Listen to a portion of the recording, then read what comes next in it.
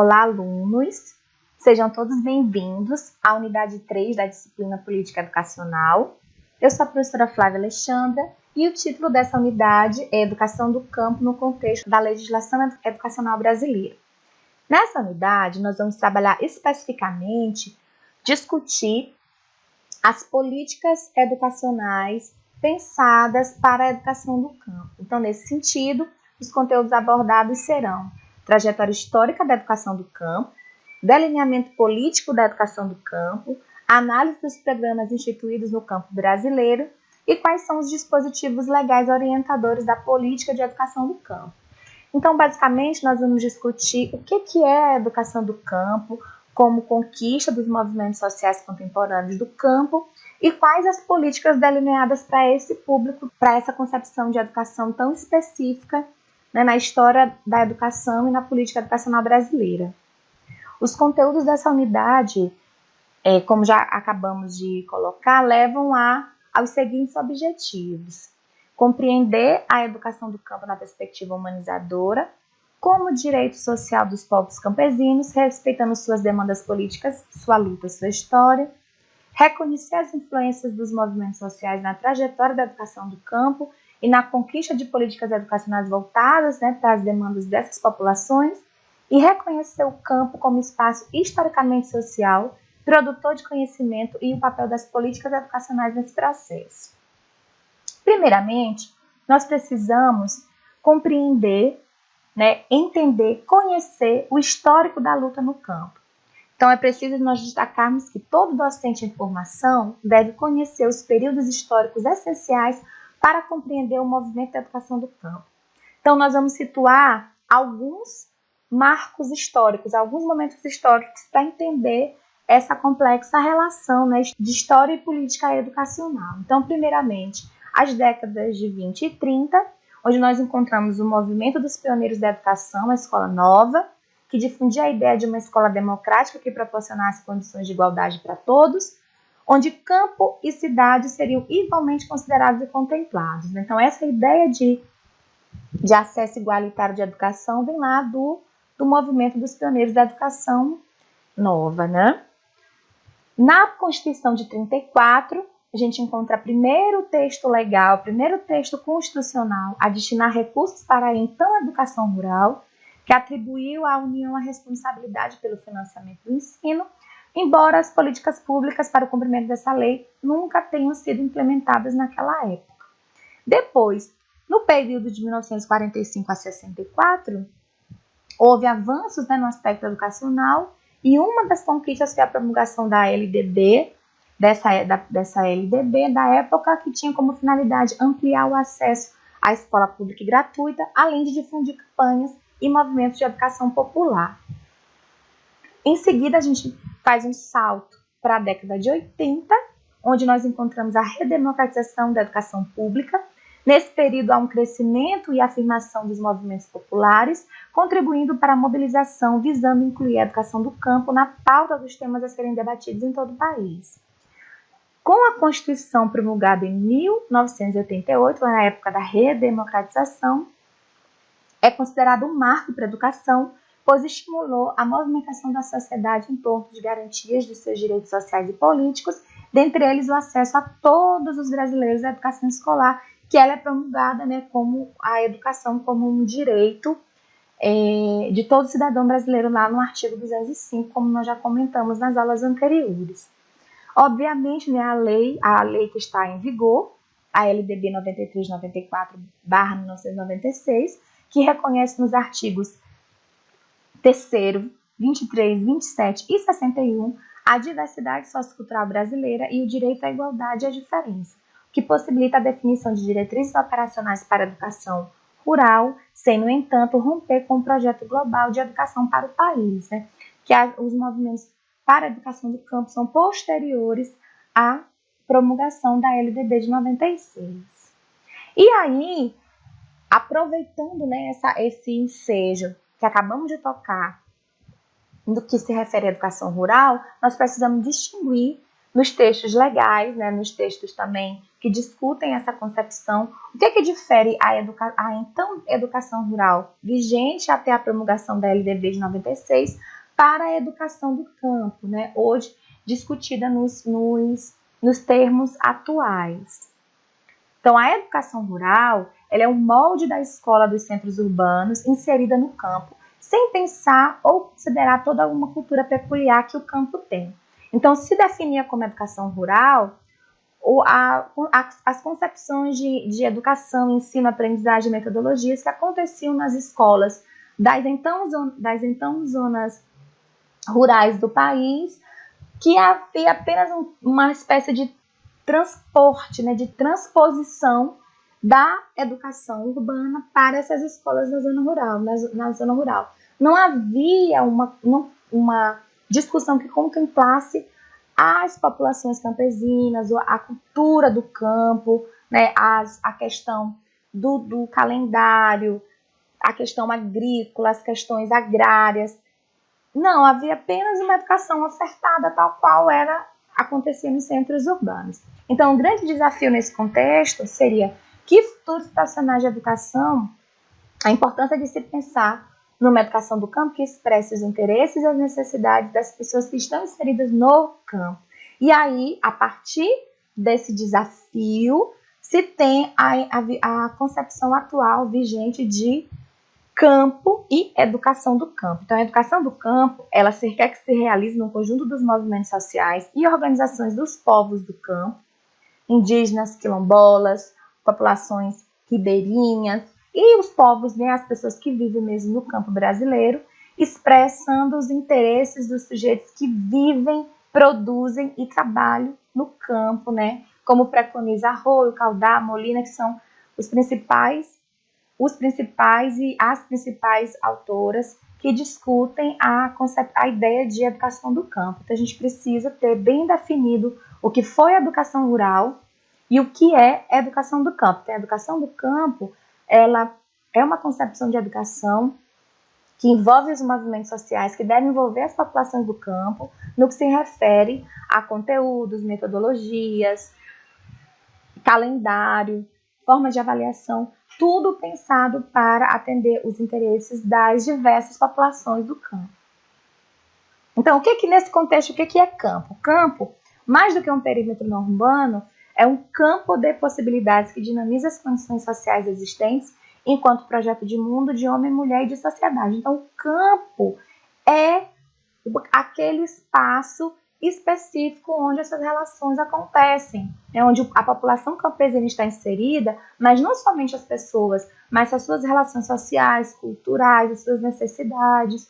Então, a palavra campo na educação do campo não significa o perfil do solo em que o agricultor trabalha, mas o projeto histórico de sociedade e educação que vem sendo forjado nos e pelos movimentos campesinos, nos e pelos movimentos, né, educacionais e movimentos de luta social, os movimentos populares. Nesse contexto, o que é a educação do campo? Então, a educação do campo, ela fundamenta-se no exercício da cultura e da prática social, buscando construir uma educação de qualidade, resultante de políticas que valorizem o povo que vive do e no campo, respeitando sua sabedoria e reconhecendo como guardião da terra. Será resultado das políticas intencionais definidas pelo currículo, destacando a dimensão social da educação. Portanto, a educação do campo está vinculada a um projeto de nação. Então, a educação do campo ela deve levar em consideração, para além dos conteúdos, metodologias, formas de avaliação, que deve ser considerado também os povos do campo, o povo que vive do campo, o povo que vive no campo, e que essa demanda educacional, ela esteja alinhada aos anseios dessas populações, às suas necessidades, às suas especificidades. Então, a escola não está apenas histórica e socialmente montada para organizar as experiências de conhecimento de crianças e jovens com o objetivo de produzir uma determinada identidade social ou individual. Ela é, de fato, ela é isso, na verdade. Então, a escola precisa estar atrelada a esses anseios, né? A escola e tudo que está dentro e fora dela. Por que surgiu a educação do campo? Então, a educação do campo, ela nasce para denunciar a exclusão das populações do campo dos indicadores sociais, econômicos e educacionais. Então, a modalidade de educação do campo, ela nasce para atender essas demandas. Traz também sobre si a responsabilidade de problematizar a dinâmica da terra, lembrando sempre que a mobilização produz uma nova dinâmica social e cultural. Então, compreendendo esse contexto, né, de como a educação do campo ela se organiza e nasce como modalidade de ensino, como concepção de educação também, a gente vai agora discutir a educação do campo como política pública, como política educacional. Então, é preciso pensar a educação do campo vinculada à luta dos movimentos sociais do campo. Então, nunca a gente pode discutir, pensar, refletir a educação do campo afastada dos movimentos sociais do campo, porque ela é, enquanto concepção de educação, enquanto modalidade de educação, uma conquista dos movimentos sociais. Então, nós não podemos dissociar a educação do campo dessa luta dos movimentos sociais do campo. Então, o movimento social no campo representa uma nova consciência do direito à terra, ao trabalho, à justiça, à igualdade, ao conhecimento, à cultura, à saúde e à educação. Então, os movimentos sociais do campo, eles representam a luta por todas essas necessidades de toda e qualquer pessoa, como também das populações do campo. O conjunto de lutas e ações que os homens e mulheres do campo realizaram, os riscos que assumem, mostra quanto reconhecem sujeitos de direito.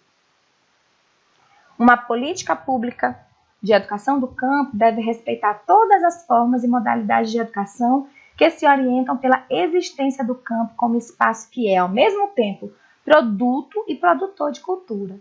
E essa capacidade produtora de cultura que faz do campo um espaço diferente, novo, e não um espaço reduzido, atrasado e sem cultura, como muito se pensava e se colocava até nos documentos oficiais no passado. Então, o que são, nesse contexto, já que estamos falando já de políticas educacionais, vamos ter que falar dos documentos, né, que sustentam essas políticas. Então, o que são as diretrizes operacionais para a educação do campo? Então, essas diretrizes é a Lei da Educação, composta por 16 artigos com normas políticas, pedagógicas, administrativas e financeiras a serem observadas nos projetos das instituições que integram os diversos sistemas de ensino municipal, estadual e federal. As diretrizes operacionais para a educação do campo propõem medidas de adequação da escola à vida do campo, estimulando propostas pedagógicas que contemplem a diversidade do campo, implicando o respeito às diferenças e a política de igualdade, tratando a educação escolar sob a perspectiva de inclusão.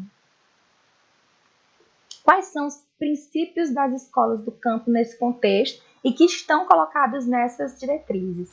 Exercício da cidadania plena, justiça social, solidariedade, diálogo entre todos, expressão de todos os setores envolvidos, espaço público de investigação, que é a concepção da escola, né, como espaço público de investigação, estudos do mundo do trabalho, desenvolvimento social, economicamente justo e ecologicamente sustentável. Então, esses são os princípios que devem nortear as escolas do campo, as escolas que estão lá no campo brasileiro e atendendo as populações do campo. Como que deve ser concebida, de acordo com as diretrizes operacionais para a educação do campo, as propostas pedagógicas das escolas do campo? Elas devem respeitar a diferença e o direito à igualdade, organizar a escola de acordo com as necessidades das populações do campo, no que se refere a séries, módulos, ciclos, a possibilidade de classes multisseriadas, a pedagogia da alternância. O tempo deve ser pensado para atender às demandas das populações do campo, no que se refere à pedagogia da alternância, à alternância de ciclos e módulos, ao de calendário diferenciado. A organização dos espaços deve ser diferenciada. A organização curricular deve levar em consideração a base curricular, a base nacional curricular comum, mas também pode haver especificidades, como a LDB permite, e o resgate das identidades dessas populações do campo. A questão cultural não pode ser deixada de lado, os saberes tradicionais, as questões culturais passado de geração em geração, devem contemplar a proposta pedagógica das escolas do campo. E quanto aos profissionais da educação, não somente professores, mas todos os profissionais envolvidos, né, na organização dessas escolas. Então, eles devem ter a formação inicial de magistério para as séries iniciais e superior para a educação, para as séries finais, né, e para toda a educação básica. Deve haver uma política de formação inicial e continuada, né, que é de todas as escolas de todos os sistemas de ensino. Normatização dessa formação desses professores para diminuir, né, para diminuir a atuação de professores sem formação, de professores leigos. Estudos sobre diversidade, qualidade social da vida individual e coletiva das populações do campo. E o projeto político-pedagógico dessas escolas deve valorizar a diversidade cultural, a gestão democrática, o acesso ao avanço científico, a ciência, os princípios éticos da solidariedade e da colaboração, sem desconsiderar, né, as questões dos saberes locais, dos saberes tradicionais. Tem que haver uma união disso tudo nessa concepção maior, né, do PPP e da proposta pedagógica da escola que está, né, dentro do PPP. Então, a educação do campo, ela tem que ser pensada a partir dessas diretrizes, né, a partir dessas relações. A perspectiva de educação do campo ela é exatamente para que os camponeses assumam a sua condição de sujeitos de direitos. Então, toda essa discussão é para que as populações do campo elas não sejam apenas aquelas que recebem o que já vem pronto, mas que participem da construção dessas escolas, da identidade dessas escolas, não somente as crianças e os adolescentes, os alunos, mas também suas famílias, as comunidades como um todo. Então, ela é uma educação dos sujeitos do campo para os sujeitos do campo. Trata-se de uma educação dos e não para os sujeitos do campo, feita assim através de políticas públicas, mas construídas pelos próprios sujeitos que vivem no campo. Por isso, o papel de lugar é determinante, tá? O lugar não é apenas um quadro de vida, mas um espaço vivido, ou seja, de experiência sempre renovada, que permite, ao mesmo tempo, a reavaliação das heranças e a indagação sobre o presente e o futuro. É a questão dos saberes tradicionais, da história de vida, da história das comunidades, que não pode ser deixado de lado quando se pensa uma educação do campo, uma educação para os sujeitos do campo.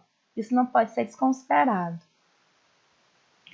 Quais são, então, os pressupostos para uma política educacional do campo? Conceber a educação como estratégia de desenvolvimento territorial sustentável. A pedagogia deve ir muito além do lugar da escola. Os movimentos sociais eles devem ser concebidos como agentes de mediação, de reivindicação na conquista de espaço. E é necessário desmistificar a atual orientação de política educacional para romper a lógica de mercado. Como estamos, né, sempre retomando, a educação do campo, ela tem uma relação, precisa ter uma relação com a cultura, com os povos do campo. Então, não se pode pensar apenas uma lógica de mercado, que é o que orienta muitas políticas educacionais, né, para as escolas da cidade. Então, por uma política de educação do campo, é necessário restaurar a política educacional e a escola como instrumentos de democracia, de uma educação que todos tenham acesso. Então, ela deve reverter seu espaço de secundário para principal, de forma a qualificar e politizar, e não o contrário. A escola não pode aprisionar, a escola tem que libertar. Logo, a responsabilidade da escola é de desencadear o processo de vínculo com a cultura do aluno em seu nível regional e local. Quais são os princípios da educação do campo? Então, o primeiro princípio é a escola como formadora de sujeitos. Isso requer a integração do currículo aos saberes tradicionais, a diversidade dos saberes locais e a construção e reconstrução dos espaços físico e simbólico da escola e do campo, da cultura. Isso implica que envolve as dimensões do campo na escola.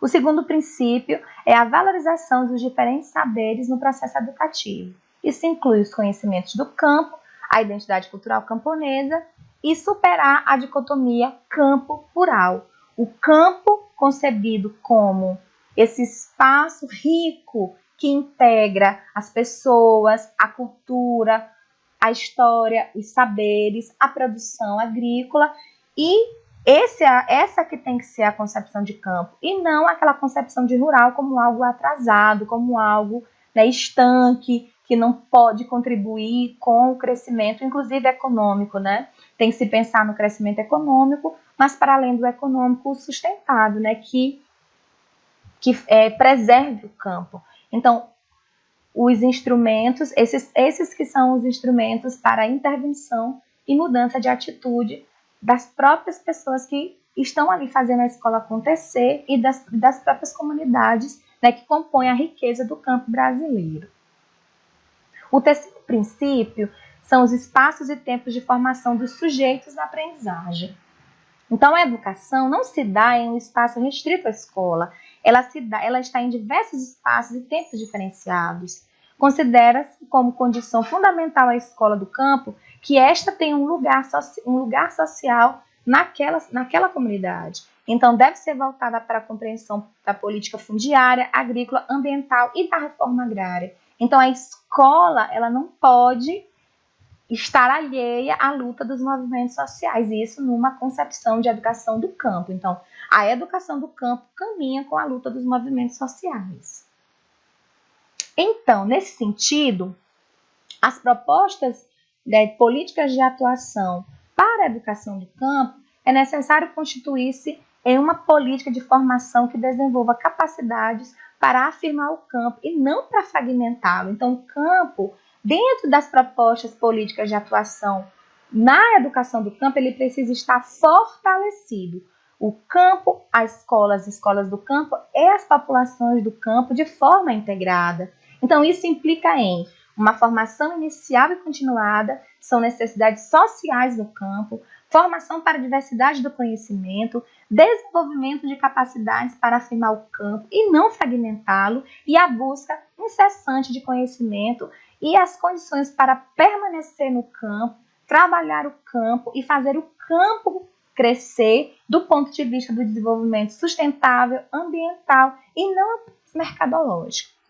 Então, essas são as principais características que precisávamos discutir e trazer aqui para reflexão no que se refere a políticas públicas para a educação do campo. Espero que vocês tenham compreendido e até a próxima aula.